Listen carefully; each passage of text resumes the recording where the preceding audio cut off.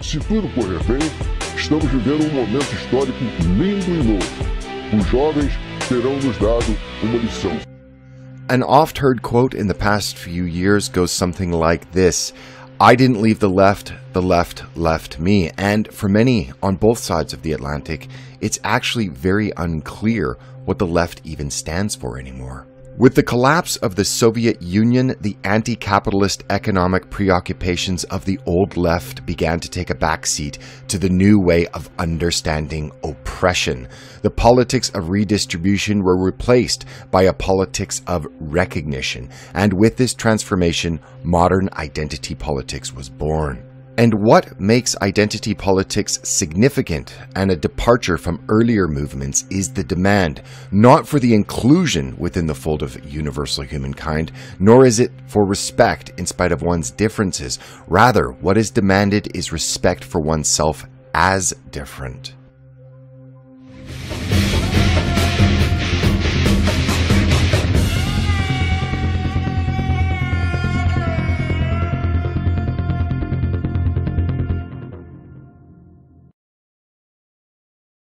Democrats still cling to the idea that they represent the true interests of the working class and that blue-collar voters who supported the GOP have been tricked.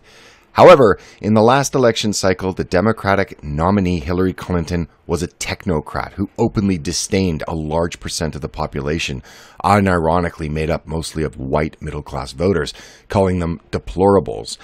Clinton was the symbol of what the Democratic Party has become and what its core values consist of. For the DNC, identity politics trumps all others, and they believed it more important to elect the first female president by repositioning the party to represent the interests of a coalition of minorities, upper-class professionals, living in gated communities, of course, and powerful interests in Silicon Valley and Hollywood, than to convince working-class Americans that the Democrats were still their party. In the aftermath of Hillary Clinton's spectacular defeat, the party has fragmented, and the strongest voice in the Democratic Party isn't even a registered Democrat. Senator Bernie Sanders is a socialist and registered independent who was himself thrown under the bus by the DMC, as well as newcomer and corporate media favorite Alexandria Ocasio-Cortez, who is also a member of the Democratic Socialists of America. The key takeaway is the abandonment of the middle and working classes for identity politics. Identity politics, favored for different reasons by academic and corporate interests alike, is now the central operating principle within which the parties on the left orbit.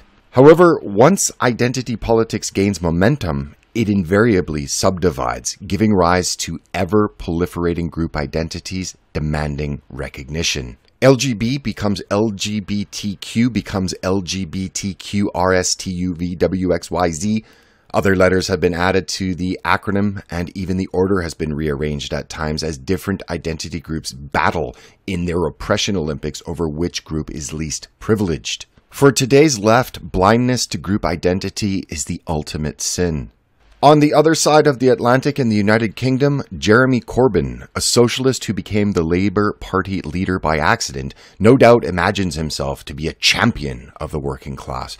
But this is a working class of his imagination rather than of the real world.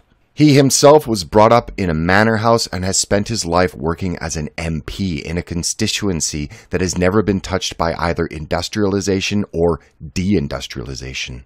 What Mr. Corbyn is in fact presiding over is the transformation of the Labour Party from being one that champions the working and middle classes to a coalition of three main groups: ethnic minorities, particularly Muslims, public sector professionals, and radicalized millennials, most of them the university-educated children of the salaried middle class who can't get their feet on the property ladder. And just like in America, identity politics as well as oppression Olympic spiraling is at the center of the Labour Party. And of course, the British case is different from the American case, which is different from the German case, which is different from the Canadian case. But the left in virtually all countries in the Western world is unified by their utopian messianic complex that has taken on cosmopolitan globalism as their main tenets and worldview, and at all times emphasizes internationalism over national interests, group interests over shared interests, and in doing so have completely abandoned the role of representing the working and middle-class voters. In the US, it was Democratic presidents who signed NAFTA and pushed for the Trans-Pacific Partnership. Trade deals have their pros and cons, but the working class bore the brunt of the damage these deals caused. In both the US and the UK, the left champions mass, uncontrolled, and unrestrained immigration. But again, it is the working class, both in wage stagnation and in their neighborhoods, that have to deal with the consequences of these political positions. And because the modern left has ensconced itself in a shell of radical identity politics and shouts fascist and racist at anyone that disagrees with their narrow view of reality, things in countries around the West are changing. The political parties enjoying the most success and growth currently are those that espouse some combination of nationalism, populism, and economic protectionism. The old parties of the left have failed to grasp that this ideology appeals to the broad majority of the working and middle classes as well. The political tribalism of the left has gone from inclusion to division and never-ending purity spirals. Although inclusivity is presumably still the ultimate goal, at least in theory, in reality, the contemporary left is pointedly exclusionary. And all of this is coming at a time of titanic and seismic demographic transformation currently taking place in the hyper-diverse cities of the Western world.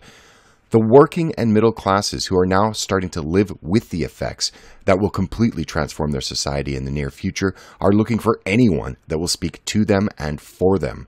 Most are interested in safe streets, a stable economy, quality of life, and a future for their children. Things such as radicalized gender politics and pronouns, unrelenting and unending immigration, and the creation of an ever-dizzying array of phobias, ists, and isms concocted almost daily at this point, grievance politics, the professionally offended, and the transformation of language are not very compelling political positions to get behind for most people past the age of 25 or those with a job. The liberal elites and the left in general are in love with cosmopolitan globalism and despise nationalism of any kind, but offer nothing of real substance to most of those in the working and middle classes who lack wedge identity issues to get behind. The left's exclusionary identity politics are ironic in light of the left's ostensible demands for inclusivity, and thus more and more people are begrudgingly casting their lots with the only people that will actually advocate for their interests. And that is not the radical, maniacal, modern left. Thus, their frantic desire to import a new voting bloc to replace the ones they have left behind. Thanks for watching. If you liked this material, please consider subscribing. Also follow Black Pigeon on the usual social media. Till next time. So if you like this kind of content, consider subscribing yourself to the channel. So it will help my channel to grow more. It's a way to show some gratitude to the work that I do. Thank you so much. So thank you every reporter who makes a comment over here. I may not reply of one, no, but I read all of them. You can be sure of that. Very sure.